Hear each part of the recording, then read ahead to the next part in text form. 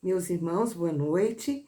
É mais uma vez com grande alegria que nos encontramos para estudarmos um pouquinho mais sobre a doutrina de Kardec.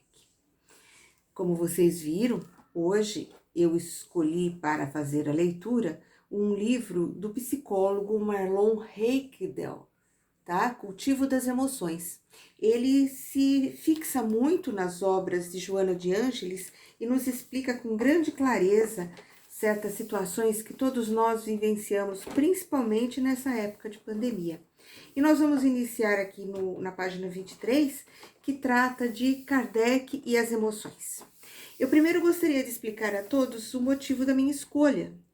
É que nós no Espiritismo sempre ouvimos falar que precisamos nos conhecer mais, conhece-te a ti mesmo, vivemos lembrando das palavras do grande filósofo, nós sempre queremos fazer a reforma íntima, nós precisamos fazer a reforma íntima. E como reformar se não nos conhecemos? Como reformar se não detectamos quais os problemas que trazemos em nosso ser, em nossa mente? As angústias milenares que trazemos, as preocupações, as inseguranças. Então, eu gostaria, de hora em diante, de fazer a abordagem desse lado filosófico, mas também do lado psicológico. Não sou a pessoa mais indicada para isso. Estou tomando por base Joana de Ângeles e Marcelo Heikdal, e com base nisso, eu gostaria de propor algumas reflexões a esse nosso querido grupo.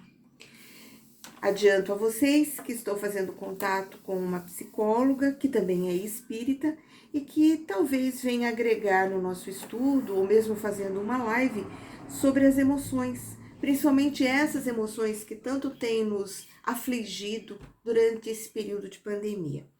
Mas enquanto ela não tem disponibilidade, vamos conosco mesmo. É o que temos para hoje, como nós costumamos brincar, não é? Mas não podemos deixar de analisar tudo isso. Eu sinceramente acho bastante interessante, e se não considerasse importante e se não tivesse sido cobrada pelo plano espiritual, eu realmente talvez escolhesse uma outra obra, mas esta daqui nos conduzirá com mais firmeza pelos caminhos que tenhamos que percorrer. Pois bem, Kardec e as emoções. É tão importante esse estudo da psicologia que Kardec sempre pontuou em várias situações, tanto nas suas obras no Pentateuco, como na Revista Espírita, as emoções que nos afligem, como lidar com elas, como cuidar delas ou cuidar de nós apesar delas. Então, nós vamos dar uma introdução a esse estudo das emoções, passando por Kardec. As emoções chamam a atenção de estudiosos e pesquisadores do comportamento humano cada vez mais, por perceberem que elas se encontram na base das principais ações, tanto construtivas quanto destrutivas. Muitas são as vezes em que nós tomamos decisões precipitadas, muitas são as vezes que o nosso emocional fala mais alto do que o racional na hora de tomar uma atitude, na hora de escolher um caminho e na hora de resolver um problema. Nós sempre dizemos que hoje, no estágio que nós nos encontramos, seguidores da doutrina espírita, nós não nos perdemos pelas nossas ações, pelos nossos sonhos, pelas nossas expectativas. Nós, muito mais do que isso, costumamos nos perder pelas nossas reações, quase sempre irrefletidas, tomadas de urgência ou emergência e da qual, por vezes, nos arrependemos futuramente. Muito antes dos dias atuais, Kardec já se mostrava um grande estudioso das emoções, debruçando-se sobre a compreensão psicológica do ser humano. Querer separar o espiritismo da psicologia é tentar formalizar uma doutrina espírita sem alma, uma religião sem nexo causal nem teológico, uma ciência sem objeto. Espiritismo é ciência, filosofia e religião. Quando nós vamos para o lado da filosofia, dentro dessa filosofia, nós temos que analisar, que acolher, que receber a psicologia. Né? Nós não podemos apenas filosofar pelas coisas que acontecem com o outro, pelas coisas que acontecem lá fora, pelas coisas que acontecem na sociedade, mas também precisamos tentar entender isso pela ótica do outro indivíduo, exercitando a empatia, e precisamos nos entender como seres milenares que trazemos em nós situações que precisam ser resolvidas, enfrentadas ou contornadas. Kardec foi explícito nesse sentido. Desde o início de suas pesquisas, sabemos que já na primeira publicação da doutrina espírita estava sacramentada essa união, ao ser subtitulada de Jornal de Estudos Psicológicos. Quem já viu um fascículo, né, uma encadernação da Revista Espírita, vai ver que está lá, Jornal de Estudos Psicológicos. Tão importante é a psicologia no entendimento do ser milenar. E o que mais admiramos no trabalho codificado por ele é a sua capacidade de aprofundamento a respeito do homem integral. Homem integral. Se nós formos verificar as questões de causa e efeito, e que somos produtos de múltiplas experiências encarnatórias, quando nós temos algum problema, seja ele de ordem física, seja ele de ordem emocional ou psiquiátrica, nós precisamos analisar esse problema sob a ótica do homem integral, o homem que vive hoje, mas que não é apenas esta encarnação, é o homem de suas múltiplas e consequentes encarnações. Esse é o homem integral. E por vezes nós temos dificuldade que não encontramos causa na vida presente. Nós temos medos, angústias que nós não encontramos causa na vida presente. E por mais que tentemos resolver aquela questão, é quase impossível conseguir, porque nós estamos tratando do indivíduo atual, do indivíduo Cláudia. Por que Cláudia tem medo de ficar em lugar fechado, por exemplo? Por que Cláudia tem essa dificuldade enorme de se ver fechada em lugares pequenos? Porque Cláudia, provavelmente em outras encarnações, teve tristes episódios, teve tristes vivências em que se viu emparedada, fechada, trancafiada, em celas, em masmorras, nas galés, enfim, coisas que hoje Cláudia tem dificuldade, mas que não tem solução se ela não se observar como ser integral. Kardec fez isso antes mesmo da psicologia estabelecer suas bases científicas e adentrar a sociedade como hoje a conhecemos. Muitos anos antes do pai da psicanálise, Sigmund Freud, e de Carl Gustav Jung, o grande desbravador do inconsciente coletivo. Freud viveu entre 1856 e 1939. Carl Gustav Jung nasceu em 1875 e veio a falecer em 1961.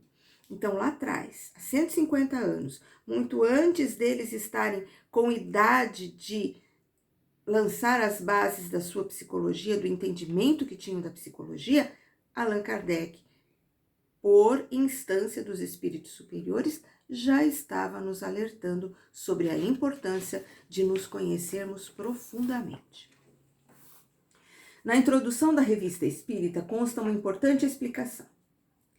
Nosso quadro, como se vê, compreende tudo que se liga ao conhecimento da parte metafísica do homem. A parte metafísica do homem é tudo aquilo que não é físico, é tudo aquilo que supera as barreiras da materialidade. Estudá-la-emos em seu estado presente e em seu estado futuro, porquanto estudar a natureza dos espíritos é estudar o homem, tendo em vista que ele deverá fazer parte um dia do mundo dos espíritos.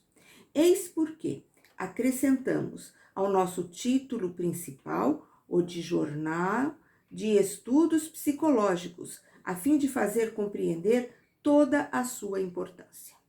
Nós somos seres espirituais.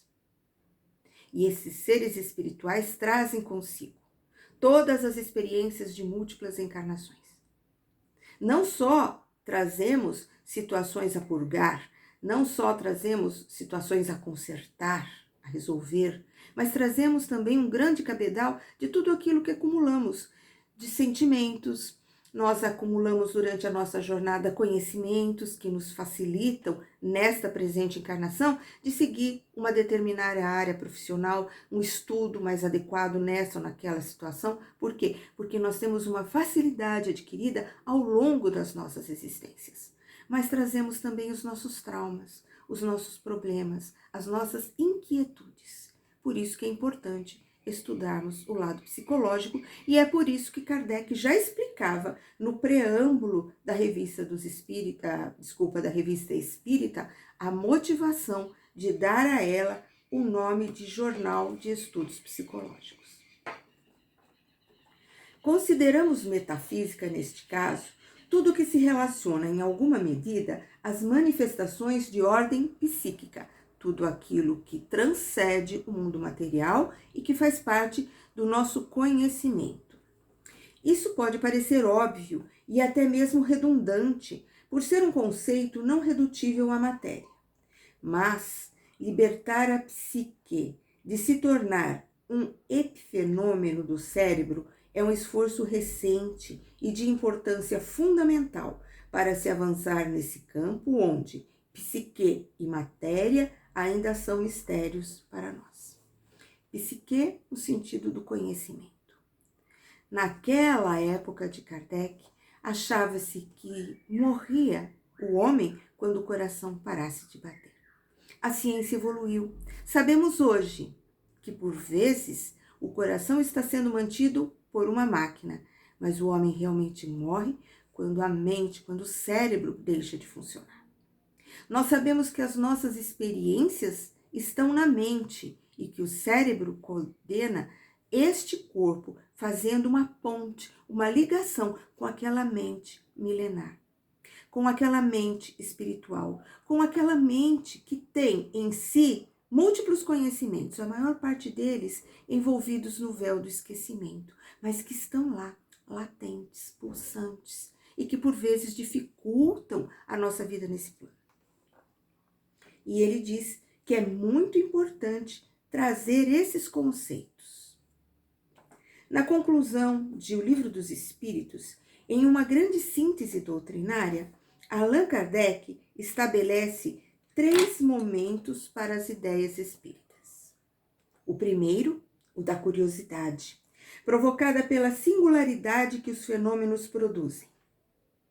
O segundo, o do raciocínio e da filosofia.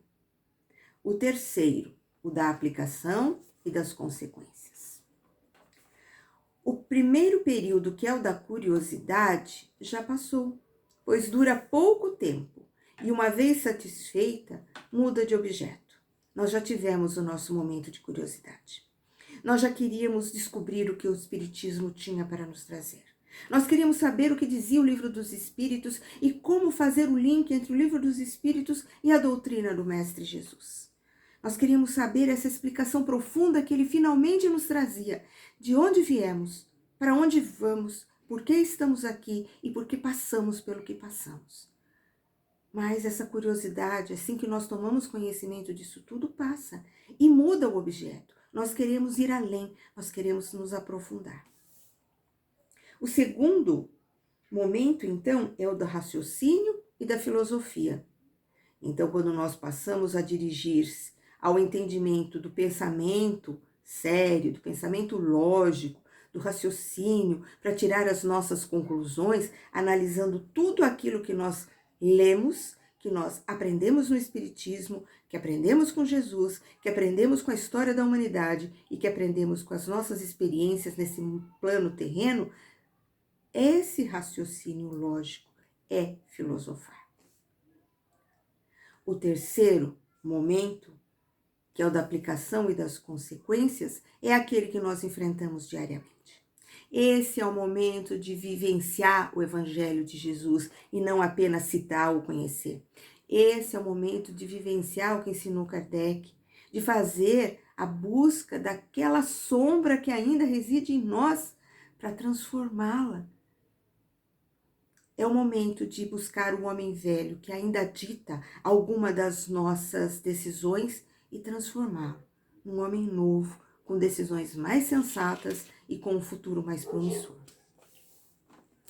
Não cremos que o primeiro momento esteja de fato ultrapassado, posto que o número de pessoas que procuram o espiritismo em busca de fenômenos ainda é muito grande.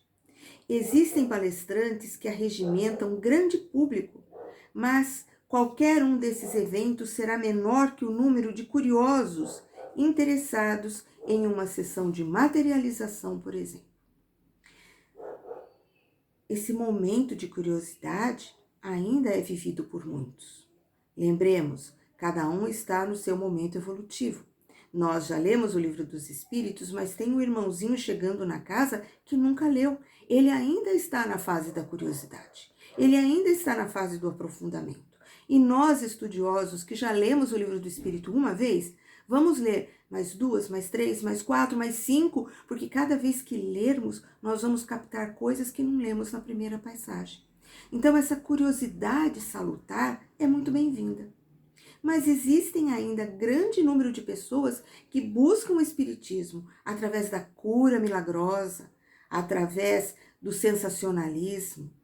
E ele cita aqui que esses palestrantes que arregimentam um grande público, nós temos palestrantes maravilhosos, mas se disser que além da palestra do Divaldo vai haver, ao final de tudo, uma sessão de materialização ou cartas psicografadas, tenho certeza que esse número, no mínimo, dobra. Porque os curiosos, os que querem o evento, os que querem o palco, esses irão com mais facilidade. Então, existe a curiosidade de como se processam os eventos espíritas e a curiosidade daquela doutrina que Kardec tão carinhosa e sofridamente trouxe para nós. O segundo período estabelecido por Kardec é o da filosofia e do raciocínio, ensinando o ensino-aprendizagem do espiritismo. Aprender os conceitos doutrinários é importante, pois assim se estabelece a base segura, a explicação dos fenômenos, o entendimento da teoria, mas o simples domínio do conhecimento não é o seu fim, não basta isso. E quando ele diz aqui ensino-aprendizagem, olha que interessante. Muitas pessoas passam por um processo de ensino.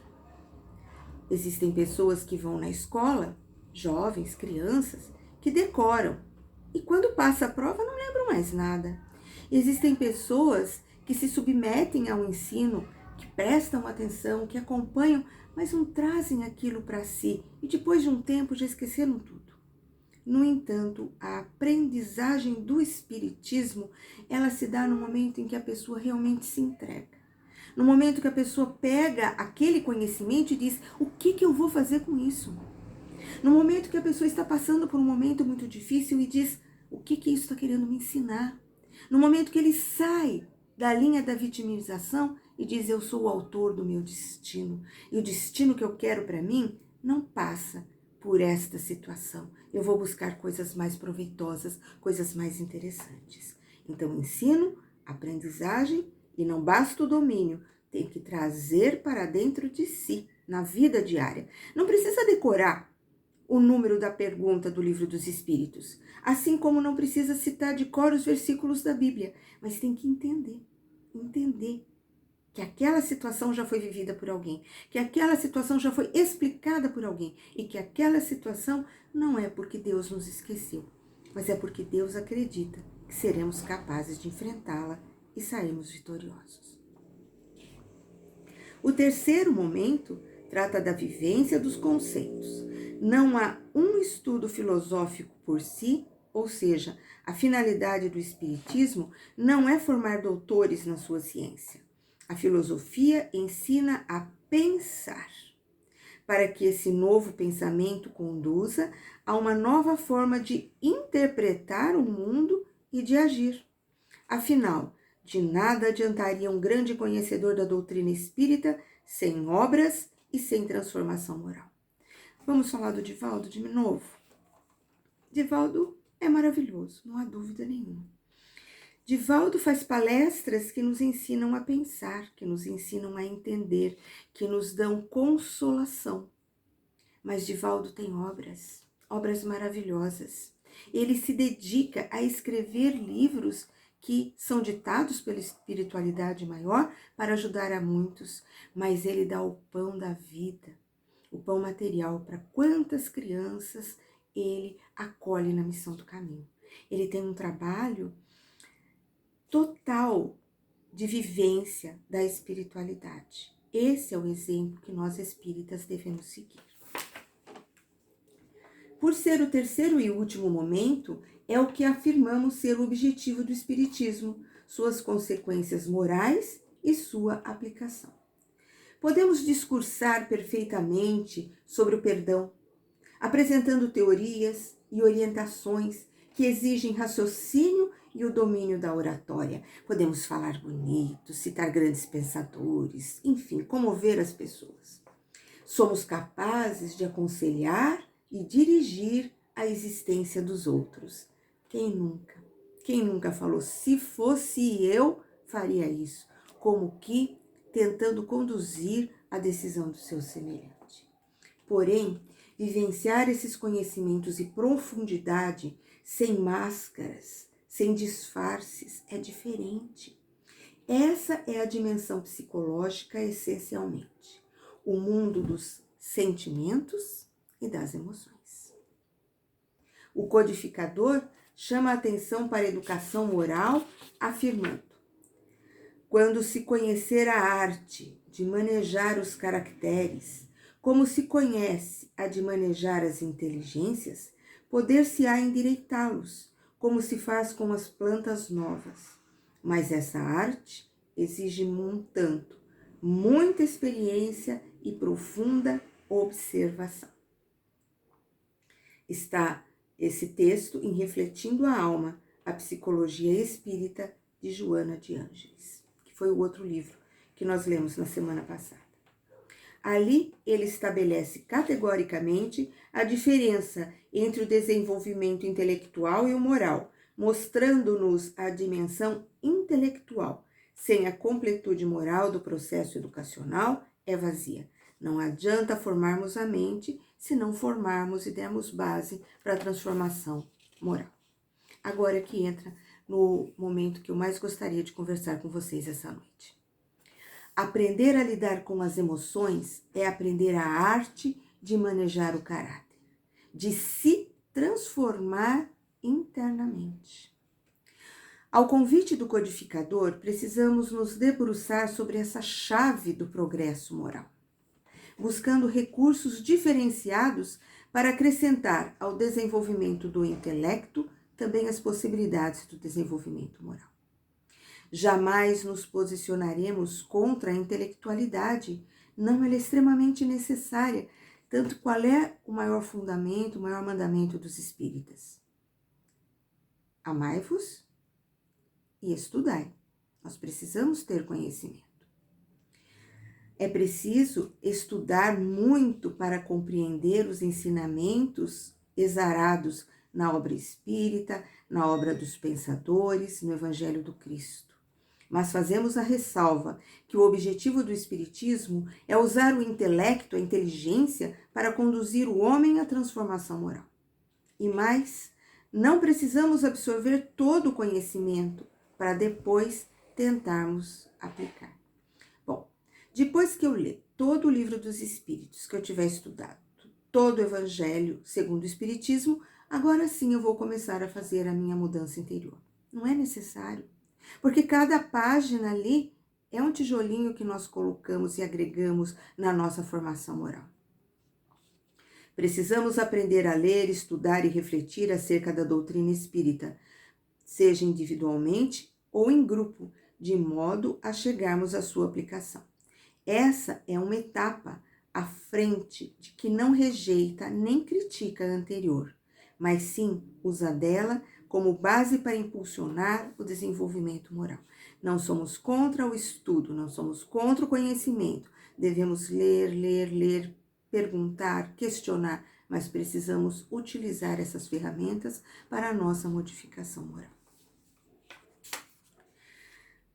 Ainda mais explícito o codificador se faz num trecho da Gênese, referindo-se a uma nova fase que o planeta Terra deve adentrar. Não é somente desenvolver a inteligência o que os homens necessitam, mas elevar os sentimentos.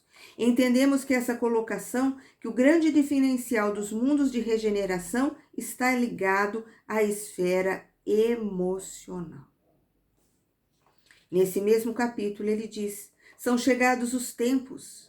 Declara que a humanidade tem realizado incontáveis progressos, alcançando com sua inteligência resultados que jamais havia alcançado no plano da ciência, das artes, do bem-estar material, mas resta ainda um imenso caminho para o progresso de realizar em torno da sua realidade, em torno do avanço moral e do avanço social.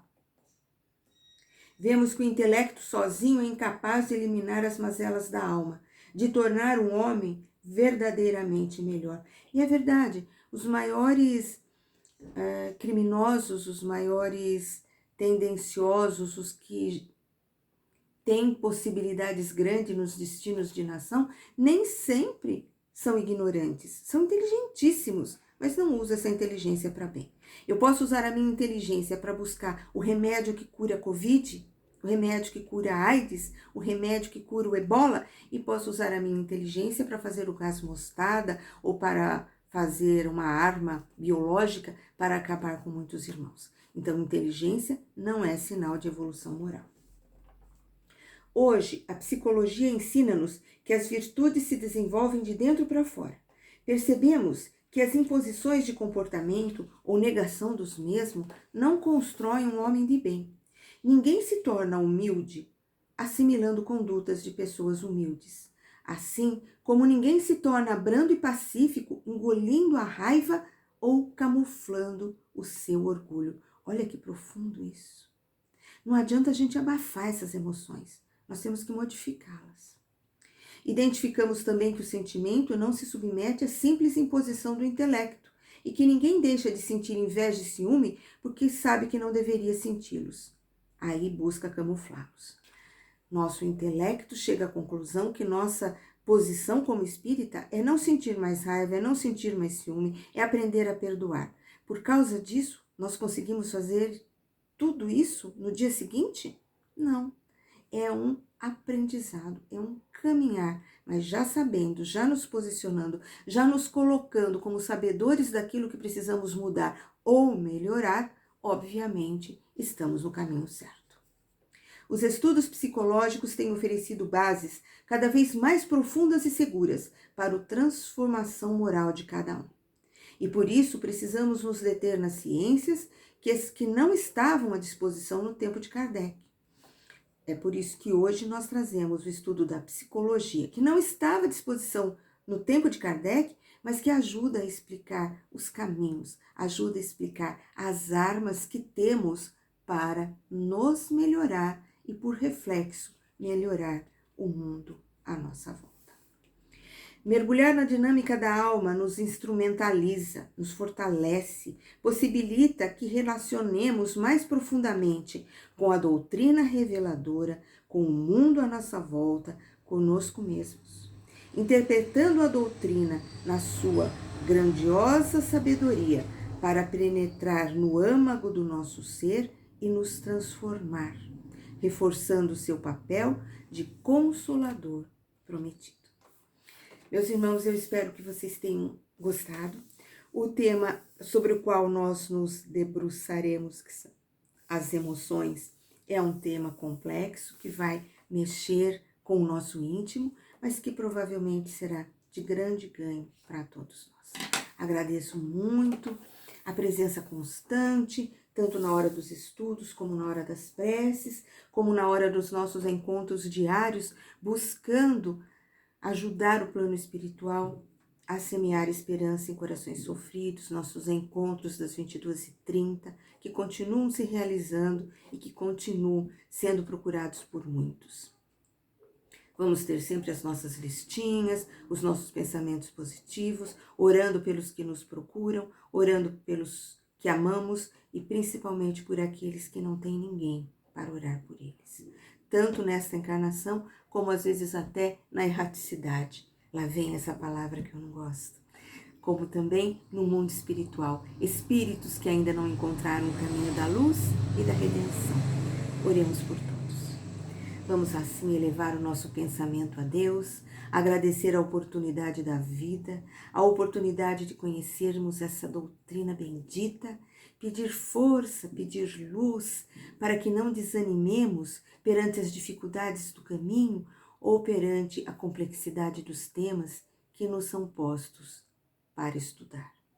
Pedimos, ó Pai, que derrube tuas bênçãos, que passe novamente suas mãos misericordiosas sobre cada ferida aberta, seja no corpo físico, seja na história espiritual de cada um.